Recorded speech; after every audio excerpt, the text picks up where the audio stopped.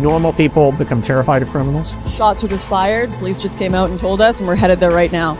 They become terrified of their own government. Here's a story from Timcast.com. Democrat congressman says Trump, quote, has to be eliminated. He's not only unfit, he is destructive to our democracy. It's not a joke. It is a literal quote. Let me play the clip for you, and we'll get it going. To Trump, of course. Now, and his recent Truth Social post is incredibly scary for anyone that might be trying to work in government. And it is just unquestionable at this point that man cannot see public office again. He is not only unfit, he is destructive to our democracy, and he has to be eliminated. Our democracy means not yours. He has to be eliminated. Now hold on. This story is from today, published by Adrian Norman at Timcast.com, and we have this from CNN, published today. Trump releases doctor's note saying he is in excellent health. Of course, the implication is Trump is, for one, trying to earn votes by saying I'm healthy, but also there is a serious concern that something may happen to him. Yeah, today's also Joe Biden's 81st birthday. Happy birthday, Joe! He blew it in the what was it, the pardoning of the turkey today or something like that. So, what, did he kill him? No, he just. He was so out of it. He just snapped the turkey's neck. He just got confused. I wasn't supposed to do that, man. He was confused between Taylor Swift, Britney Spears, and Rihanna. I think. Oh, okay, yeah. I think, yeah. What were they thinking, putting a guy who's suffering dementia in front of a prompter? Well, they're not admitting it though. They're like, what are you supposed to do? But I'm saying, like, you give a teleprompter with words he doesn't recognize and names he doesn't know, and he's like, Taylor Spears, Britneyana? I don't know what I'm talking about here. I mean, it's honestly kind of sad at this point, because we would never treat any 81-year-old this way if they weren't the president. Look. You ever see that viral video of the girl on TikTok wearing the Nirvana shirt, and she's like, I don't know what this is. Yeah. It's just everyone wears this shirt, and it's like, it's not just that he's old.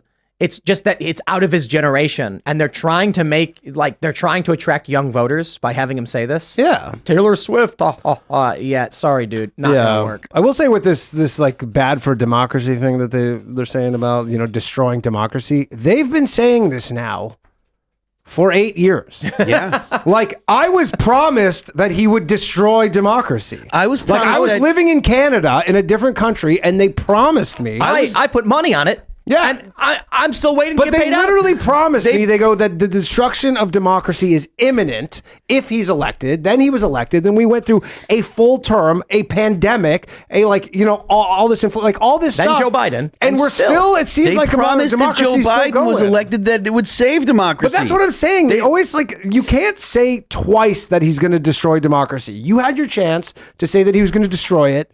It's not destroyed. Move on to something else about him. He's going to destroy whatever. Say they the ran economy. out. He's already mega Hitler, and he's worse than Hitler, and blah blah blah. They've literally run out of. But you can't say the same alarmist thing for 8 adjectives. Years. Yeah, obviously you can because they have been. Yeah, I know they can be, but you're like, if this premise was. But hear me out. Michael Rappaport says pig dick Donald Trump. Yeah. That's a new one. Yeah. Okay. But he says he's also going to vote for him. But I don't That's know. a really new one. I don't know if someone with a pig dick would be a dictator, or what that has to do with whether a good or bad leader. That's a good point. But it is an adjective. Yeah. But it's an adjective. It's a different one. Yeah. It's a different one. It's a different adjective. There you go. Trump did some stuff that was like what you would call the bad guy stuff. Like in my opinion, he made his family in positions of power, which I was like, I don't like when politicians do that when they're not qualified. Yeah. He gave Fauci the reins of control with the hold medical on. technocrats. Fauci had reins of control. Trump should have put a stop to it. Yeah, Trump stood behind him on stage and gave him all this. I'm not saying he's perfect. I'm not me neither. I'm just saying the whole destroying democracy. It didn't come close. It's more like status quo with a little goodness sprinkled on top. Like he gave his generals control the drones, the drone warfare. He gave that to his generals. These clandestine drone warfare, which is like, well, that's supposed to be the president's job to decide who gets droned, not the generals. Other than that, not necessarily. Other than those three things, doesn't need to be. In fact, if you look at like the way that Vietnam went down when Nixon was getting, I think it was Nixon, or no, LBJ was getting involved in like which targets were going to be bombed. That was really problematic for the war itself. So I'm not trying to stomp on you. So go ahead. Well, Sorry. I don't know if he did it in order to make them clandestine or if they were already clandestine, but he made secret droning bomb campaigns, basically. But other than those three things, putting family in power, giving the country over to Fauci, and the secret drone bombs, he didn't do anything like super bad. What's that saying of don't let the perfect be the enemy of the good? Don't let the perfect be the enemy of the good. So like that's the thing about like criticizing Trump over like, oh, his family was in government. Okay, yeah, and Joe Biden was giving his brother and his son that's the money. The counter is Biden put his family in power too. No, but like and they did way worse hiring stuff. your kid is one thing. Running secret backroom deals with adversarial nations to benefit your family. Trump wasn't doing that. As far as I can tell, he wasn't sending off Don Jr. to go be on the board of some North Korean energy company. And I've listened to Jared Kushner on a few podcasts recently. He's a pretty sharp guy. I don't know. I can't speak to Melania or was it? No, Ivanka. Ivanka, yeah.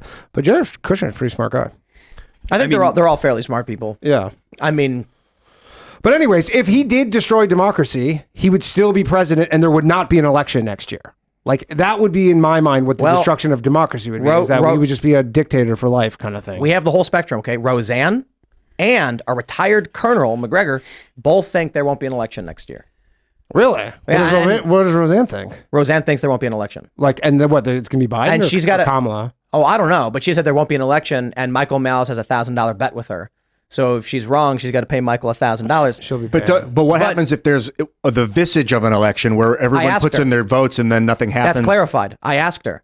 I said, do you mean like nobody votes and everyone's like, oh, no election? Or it's like Trump's removed, so it's not a legitimate election. And she said, I think that one. I think that's what she basically said. Like, it's going to be a weird thing where... Not like a China election. It'll be like a China election or a North Korea election. Yeah. Where everyone kind of rolls their eyes like, yo, this is not an election. And they all line up to vote, but it's just I don't think that either of them can win that vote because... If there's a fake-looking election, Malice will say, well, there was an election. I mean, again, but both sides, whatever Malice, side loses will claim that there was some sort of funny business.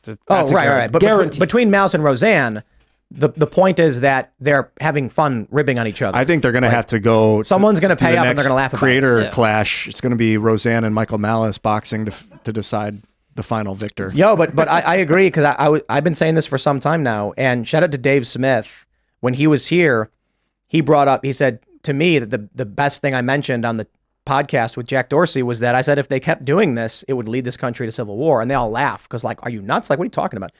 And then January 6th, and then the Summer of Love. Man, and now we're at the point where the reason why I said this back then, 2016, nobody believed actually happened. Like, the Democrats think Donald Trump was a Russian spy. Yeah. And they maybe have walked back now that not all of them, right? But for years, they were like, Trump is working for the Soviets. They've only walked it back enough so that way if someone challenges them on it now, they'll, well, maybe not, right. blah, blah. But as soon as that someone's like, no, yeah, definitely, they'll jump right in there and be like, oh, yeah, he totally was too. Now you've got Republicans saying Biden didn't win. So 2024, like you said, no one will accept the results. Yeah. So I think Michael's going to lose this one because no matter what happens, there's not going to be a functional resolution to the election. So it may be that Roseanne meant to say nobody will vote. It may be that she meant to say Trump will be removed, it'll be a sham election. Or the reality is we'll all go and vote and then the results will be challenged, so we'll never actually have a winner. Yeah. In which case, Roseanne will win and Michael's going to have to pay up. I'm really concerned about the voting machines, man, that all our votes can go into some digital database and get flip-flopped around and then fed back to us. Like, I'm with you. I think that in 2024, this election is going to be contested for whatever reason and going to be unresolved for a lot of people. So we've got to start developing a way to live, accepting that that's reality. It's been the reality for the last two elections. But this is different. 2016, Democrats did challenge the vote. They filed lawsuits. They launched campaigns. They lied. They produced fake information. They fabricated evidence. 2020, Donald Trump and his supporters launch waves of lawsuits. Trump's team wins I think they won the majority of their lawsuits filed, but ultimately didn't get remedy because the determination was the amount of votes challenged wouldn't have resulted in a change in the election. The media is lying and claiming that they were thrown out and he lost all of them. That's not true. What's going to happen in 2024? I imagine we're going to get to the point where you're going to get different reports on which state went to who. It's going to end up at the electoral vote count. It's going to be what the Democrats claimed 2020 was going to be. They're not going to be able to call this properly. They're going to vote. It's going to be contested, and there's going to be no clear winner. That is the lightest prediction. Because what may happen between the election day in November and inauguration day in January, and then you've got like the vote count in December or whatever, it's going to be, I have to imagine, every single organization in the country will file a lawsuit. Yeah. I don't see how it's with 2020, with 2016, you have to imagine that right now, every Democrat lawyer and every Republican lawyer is sitting down saying, they're probably already drafting their arguments. Oh, easily. The votes have not even happened yet, and they're drafting up a bunch of arguments for standing, for grounds, all of this stuff. It's going to be the day after the election, and you're going to see a wave of lawsuits filed. In fact, I'm pretty sure this happened in 2016. Vaguely remember when they called Nevada for Hillary, the Trump team announced a lawsuit was being filed against them already. And then Trump ended up winning, so like nothing happened with that. But I could be wrong, but something like that happened. Yeah, I mean, if Trump wins, a lot of people's heads are going to explode in this country. Trump can't win in the sense that the media will claim he didn't. Lawyers will file lawsuits, and they'll make up a reason as to why he didn't really win, even when he does. Yeah. I mean, because that was 2016. Yeah, I don't imagine that's going to be the problem. I still think that the ballot harvesting and stuff is going to be the actual thing that solidifies the Democrats winning. I think that they've got that in the lock. As of right now, I disagree. While I do think ballot harvesting plays a big role, Republicans have been picking up on this narrative. People like Scott Presler have been picking up on this, but more importantly, the new poll from NBC showing 18 to 34-year-olds are now Republican. I don't look, man. You get a couple of Democrat activists to go knock on a door in New York, which is Biden plus 10 and a D plus 27. That 30-year-old's going to knock on a door. A 30-year-old dude's going to answer, and they're going to be like, "Hey, you get your mail-in vote? How would you like to vote for Joe Biden?" Is going to go, "Is that a joke? Yeah. Get out of my face." I guess it's possible it won't be Joe Biden, though. Exactly. Gavin Newsom. But hold on. Even Gavin Newsom will not allow a Democratic recovery enough to beat Trump. But my fear, and I do not like living in fear, but this is just like I'm staring at the mouth of the beast, is the electronic voting machines, that they will take all the votes. They'll be like, "Thank you, everyone, for your participation. Gavin Newsom won 51-49. Doesn't matter. Just like in 2000 when George Bush won 51-49. And what did Biden beat Trump? 50.5? But none of this matters. How convenient. But you're thinking in terms of 2020 and 2016. 2024 is going to be every lawyer in the country filing a lawsuit all at the same time over every day for several weeks, and every court will be jammed up, and everyone's going to say, "We have no That's idea like a what." DDoS attack on the government voting process. That's almost, or it's a legal riot. Is there anything that can be done to mitigate this happening, considering like probably, we're not the only people who are talking about this right now? you could have like 7 blockchains set up to verify the vote. I don't think they're going to have that in place by... Otherwise, we could sit around with our fingers up our butts and wait for all hell to break loose. First, everyone needs to vote. Everyone needs to get their friends and family to vote. Everybody needs to reach out to Scott Presler and say, "What can I do to help?" But the issue is not voting right now. The issue is lawfare. That's the point. Trump could win 80%, and they'll argue clearly the machines are broken. Trump could not have won by this much, and this proves a discrepancy, and the election must be redone. That could be and you'll get thousands of lawsuits, and the courts will start going through them. That could be a foreign attempt to stymie our elections, is by inciting us to create too many lawsuits on ourselves. Yeah.